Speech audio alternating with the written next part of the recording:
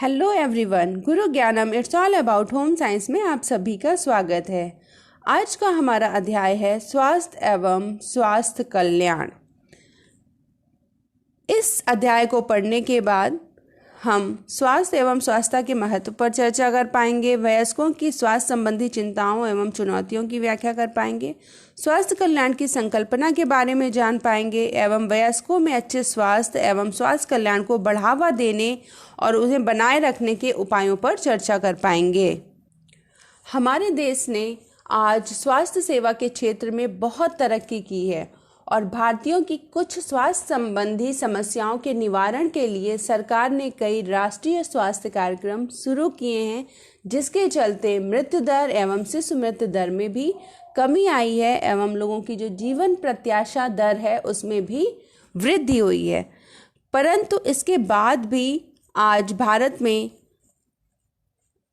अगर हम आंकड़ों पर नज़र डालें तो पर्याप्त सुधार की गुंजाइश है। तो कुछ आंकड़े जो आपके सामने प्रस्तुत हैं वो हैं, भारत की कुल जनसंख्या 138 करोड़ है, जीवन प्रत्याशा 70 वर्ष है, जन्म के समय स्वस्थ जीवन प्रत्याशा पुरुषों के लिए 53 वर्ष, महिलाओं के लिए 54 वर्ष है, 5 वर्ष से कम आयु में मृत्यु की संभावना 34 प्रति हजार बच्चे हैं और कम वजन आयु के अनुरूप कम वजन के जो बच्चे हैं 5 वर्ष तक के कम आयु का जो प्रतिशत है वो 33.4% है। अगर हम स्वास्थ्य स्थिति के संकेतक पर नजर डालें तो भारत में नेत्र रोग में मोतियाबिंदु जो 80% तक अंधेपन का कारण है उसके वार्षिक मामले 3.8 मिलियन है।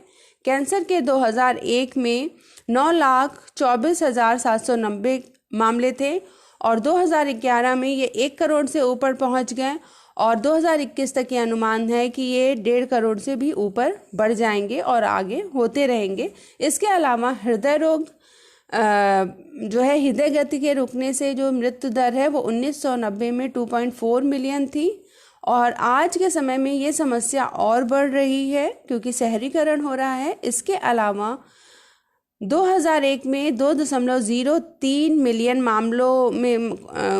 मामले थे मलेरिया के, जो 2021 में हो गए होंगे 2.62 करोड़। इसके अलावा उच्च रक्तदाब, मधुमेह, वृक्क रोग भी बहुत ज़्यादा फैल रहे हैं और ये 2001 में 40 मिलियन थे और 2010 में बढ़कर 47 मिलियन हो चुके थे। तो इस तरीके से अगर हम स्वास्थ्य स्थिति को पर नज़र डालें तो अभी भी स्थिति उतनी सुधरी हुई नहीं है, इसमें सुधार की गुंजाइश है।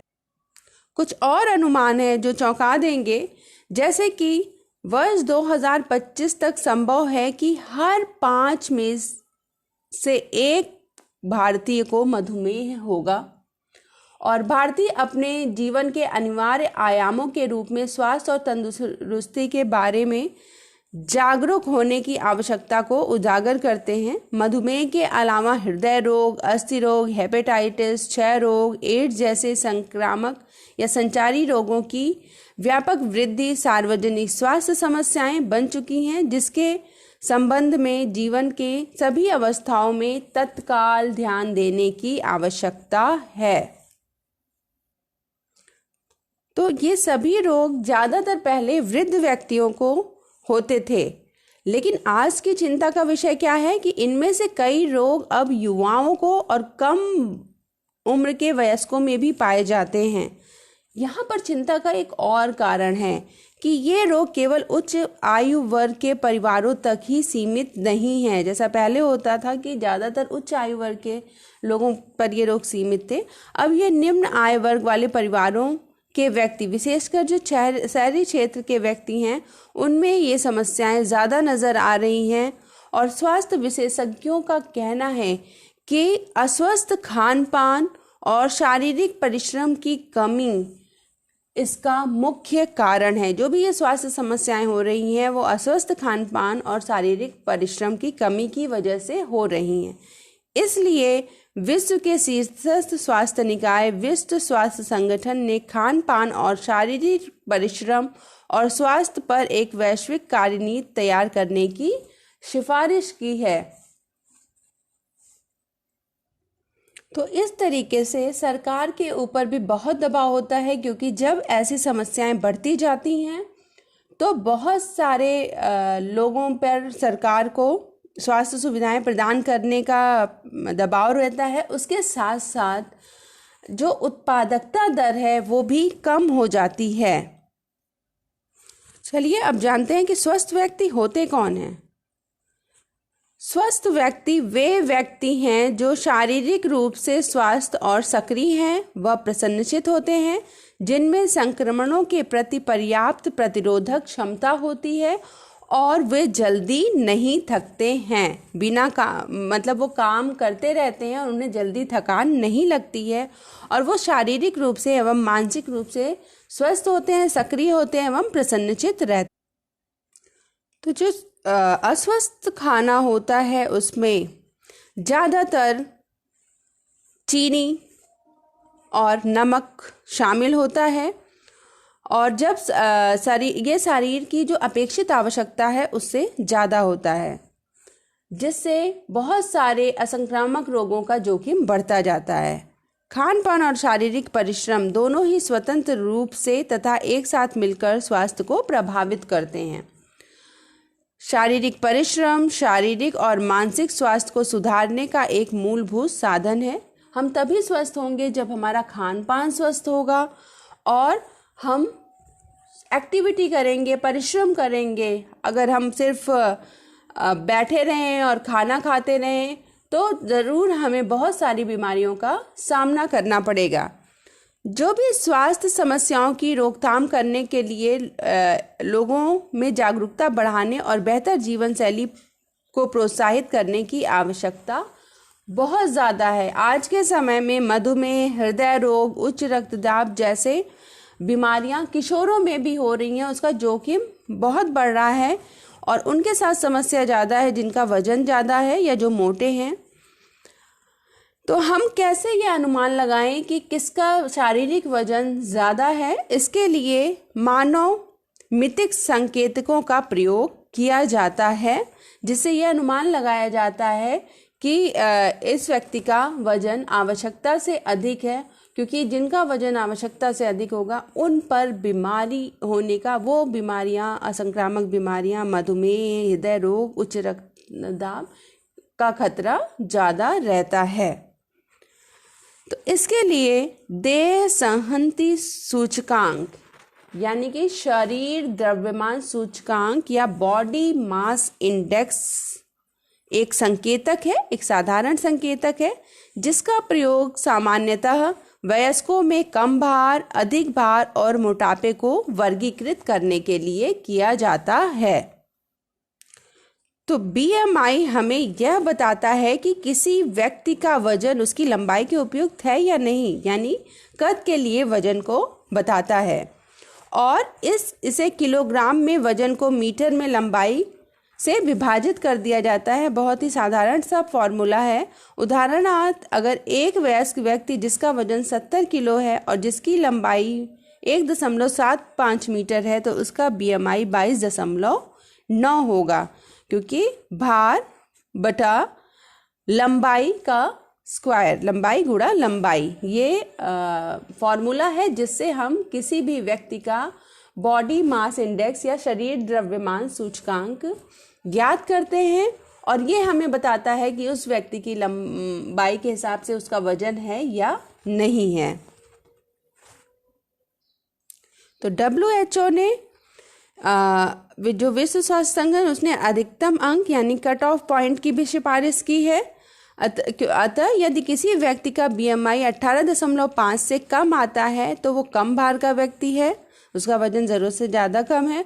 और इसी प्रकार 3 भार श्रेणियां उसमें रखी गई हैं: सामान्य भार, अति भार, मोटा, तथा प्रत्येक के नीचे उप श्रेणियां के अधिकतम अंक भी दिए गए हैं। जैसे जैसे हमारा BMI बढ़ता जाता है, स्वास्थ्य के लिए उसका जोखिम भी बढ़ता जाता है। यानी हमारा BMI अगर बहुत ज़्यादा हो जाएगा तो स्वास्थ्य खराब होने की संभावना भी बढ़ जाती है। BMI को हम कैसे समझ सकते हैं, उसके लिए आगे एक तालिका दी गई है, अभी मैं आपको दर्शाती हूँ। तो ये तालिका है अगर किसी व्यक्ति का BMI 18.50 से कम आता है तो उसका वजन बहुत ही कम है, अल्पभार का व्यक्ति है। अब इसमें भी अलग अलग श्रेणियां हैं, जैसे अत्यधिक दुबलापन है, अगर 16 से भी कम आता है तो वो अत्यधिक दुबला है, 16 से 16.99 के बीच आता है तो औसत दुबलापन है, और 17 से 18.49 के बीच आता है तो हल्का दुबला व्यक्ति है। जो सामान्य श्रेणी है, हमारा वजन सामान्य श्रेणी के ही अंदर आना चाहिए। इसमें BMI कैलकुलेशन करने पर जो BMI निकल कर आता है वो 18.50 से 24.99 होना चाहिए। अगर हम इसके बीच में हैं तो हम सामान्य श्रेणी का हमारा वजन है, हम स्वस्थ हमारे रहने की संभावना ज़्यादा है। अतिभार कब होगा? जब 25 से ज़्यादा हो जाएगा BMI। अब इसके बाद मोटापे से पहले की स्थिति है, अगर 25 से 29.99 के बीच हो जाता है। मोटापा जब 30 से ज़्यादा BMI होगा। अब फिर मोटापे की अलग अलग श्रेणियां हैं, जैसे श्रेणी 1 है अगर 30 से 34.99 के बीच है, श्रेणी 2 में 35 to 39.99, और श्रेणी 3 है यानी बहुत ही अधिक जो मोटे हो जाएंगे वो 40 उनका BMI आता है। तो ये तालिका से हम अपना अनुमान लगा सकते हैं कि हमारा BMI कम है या ज़्यादा है या सामान्य। BMI का कोई भी संबंध आयु से नहीं है। हम ये नहीं कह सकते हैं कि हमारी आयु के ज़्यादा है इसलिए हमारा वजन ज़्यादा हो गया होगा, और ये पुरुष और स्त्री दोनों के लिए समान है, उसके लिए भी कोई अलग कैटेगरी नहीं, तालिका नहीं दी गई है, और ना ही उम्र से संबंधित है। किसी भी उम्र में जो स्वस्थ व्यक्ति है उनका BMI 18.49 से 25 के बीच ही आना चाहिए। इसके अलावा कई बार अनुसंधान साक्ष्य ये दर्शाते हैं कि विविध मानव जाति जनसंख्याओं में एक ही BMI पर एशियाई व्यक्तियों को औरों की तुलना में अधिक खतरा है, यानी जो एशियाई व्यक्ति हैं उनको ज़्यादा खतरा है BMI, भले ही उनका दूसरे कंट्री के लोगों से सेम हो। तो इसीलिए BMI ने इसको अलग अलग विभाजित करके भी दिखाया हुआ है। अब हमें स्वस्थ रहने के लिए क्या खाना चाहिए, क्या नहीं खाना चाहिए, क्या करना चाहिए? तो स्वास्थ्य संवर्धन करने वाले आहारों के लिए क्या करें और क्या ना करें? क्या करना है? हमें फलों और सब्जियों का उपयोग अधिक से अधिक करें। फलीदार सब्जियां हमें खानी है, संपूर्ण खाद्यान्न और गिरियों का सेवन करना है। जो भी हम ऊर्जा ग्रहण करते हैं उनको खर्च भी करना है, उनकी खपत करनी है। आयोडीन युक्त नमक का प्रयोग करना है और प्रचुर मात्रा में पानी पीना है। पानी बहुत ही महत्वपूर्ण है, इसका कोई पौष्टिक मान नहीं है, फिर भी हमारे स्वास्थ्य के लिए, हमारे बॉडी में जो भी रेगुलेटरी फंक्शंस हो रहे हैं उसके लिए आवश्यक है, तो इसलिए पानी भी प्रचुर मात्रा में पिएं। क्या नहीं करना है? अधिक वसा तेल, जैसे कोई लोग ब्रेड के ऊपर बटर, मक्खन, पराठे के ऊपर मक्खन खाते हैं, या बहुत तला हुआ पदार्थ अक्सर ही खाते हैं, पकौड़े, पूड़ियाँ डेली कई लोग खाते हैं, समोसे, तो उनका उपयोग नहीं करना है, बहुत कम करना है। बहुत अधिक संतृप्त वसा का उपयोग नहीं करना है, ऐसी वसा जो कमरे के टेम्परेचर पर ठोस बनी रहती है, और ट्रांस वसा वनस्पति घी का सेवन नहीं करना है। सभी स्रोतों से अत्यधिक नमक का उपयोग, विशेषकर वेफर्स, केचप, सॉस, बिस्कुट, अचार, पापड़, ये जितने भी संसाधित पदार्थ हैं इनमें नमक बहुत ज़्यादा है, तो इनका बहुत ज़्यादा उपयोग हमें नहीं करना है। पके हुए खाने पर या सलाद पर बहुत लोग नमक डालते हैं, नमक छिड़क के खाते हैं। फलों पर कई लोग नमक खाते हैं ऊपर से डालकर, तो ये नहीं खाना चाहिए। मिठाइयाँ, चॉकलेट और पेय पदार्थों का भी अति सेवन नहीं करना चाहिए। इस तरीके से हम अपने आप को स्वस्थ रख सकते हैं। तो आज के लिए बस इतना ही। इसके पार्ट 2 में हम स्वास्थ्यता के बारे में चर्चा करेंगे। तो गुरु ज्ञानम, it's all about home science देखने के लिए आपका बहुत बहुत धन्यवाद। अगर आपने चैनल सब्सक्राइब नहीं किया है तो उसे जल्द से जल्द सब्सक्राइब करें और वीडियो को लाइक एंड शेयर ज़रूर करें। Thank you so much.